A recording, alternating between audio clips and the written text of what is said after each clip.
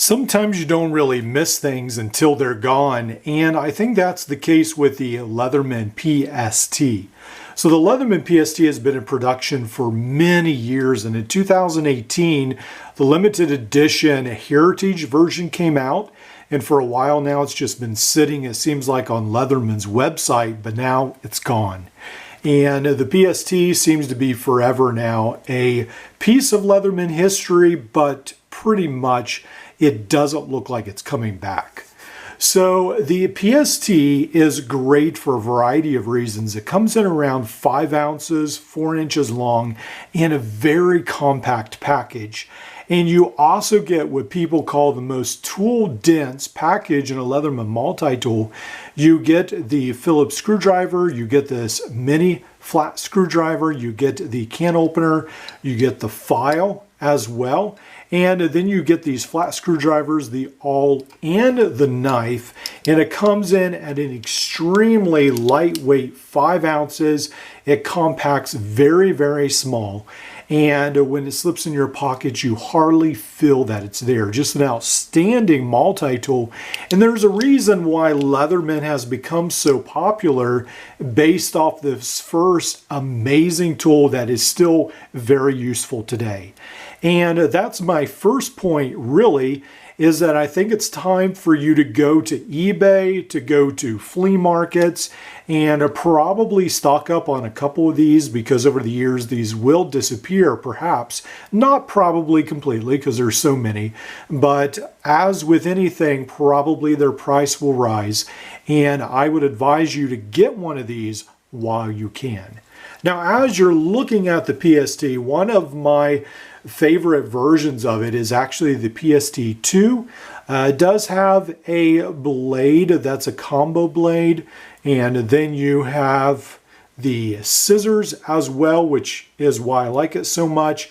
And then you have the screwdrivers, you have the can opener, the Phillips, the small screwdriver, the micro, and the file. So you don't have that all right there, but you do have the scissors, and so I really like this version, and this is one of my favorite versions, and I did carry this for a while. This isn't the perfect solution, but I tightened a pocket clip to fit pretty good, but it's not latched in place, so it does have a little wiggle room, but it stays in the pocket and works really, really well. So one thing the PST does extremely well is to be a very compact EDC multi-tool. Now compare that to the SOG PowerPint, and you can see that still the PowerPint is a lot smaller than the PST. With the PowerPint, you have the knife, you have the small screwdriver, the belt cutter, you've got the file, you've got the scissors, you have the bottle cap lifter Phillips screwdriver, can opener, and the serrated knife. And also you can use 1/4 inch bits in the back here as well. And so that's pretty cool that you can use that as a very long screwdriver. And you have this these excellent pliers and a pocket clip. Just very smooth. This almost feels like a fidget toy, just extremely well designed. I really like these pliers on the SOG PowerPint. This comes in at $50. You can now get the PST, the used versions, online for as low as around $20, by now $30, some of the rougher versions. And then of course they go up to all kinds of prices as people call them rare and limited edition and so forth. But the PST is a very valuable multi-tool, and when you compare it to the PowerPint, it is still a lot bigger, but it is, I would say, one of Leatherman's most comparable multi-tools to the PowerPint.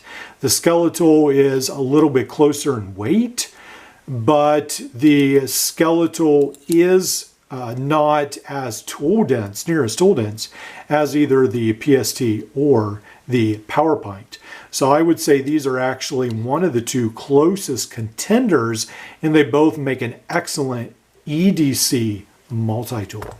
Now Leatherman does have the Bond that you can still buy, which is nice, but it is a 5.8 ounces instead of around that 5-ounce mark. I was able to swap the bit driver and swap it for the 3D Phillips driver is what they call it. And then it does come with a knife and the can opener, wire stripper, the awl, 2 screwdrivers, the file, and then it does come with, or you can add the pocket clip. I don't think it comes with the pocket clip. I think you have to add it separately. And then you have the pliers. So again, the Bond is a modern, updated PST, but unfortunately it has given up some of that weight savings, trying to make it a little bit more modern, but it's not as lightweight as the PST anymore, even though it is still a very lightweight multi-tool.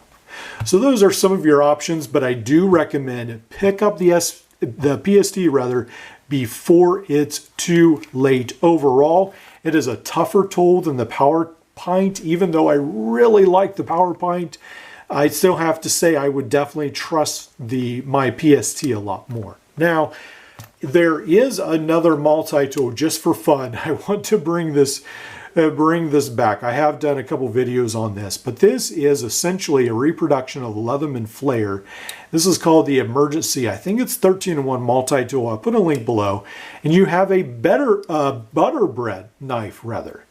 So for spreading butter for your picnics, and then you have this little pickle fork, and of course you do have these scissors. Now, one of the interesting things I think would be neat is if some of you could take this apart and see if these would fit in a PST. That might be a fun mod. I don't know if it'd work, but that'd be really cool if it did. The flare, I think, was pretty close to the PST, and even this has definitely some design cues. Well, let's just say it's pretty much a copy of the PST and the flare. All right, I hope you've enjoyed this video. Let me know your thoughts. Unfortunately, the Heritage PST is no longer with us on Leatherman's website. You still can get the Bond, however, and that is a great tool.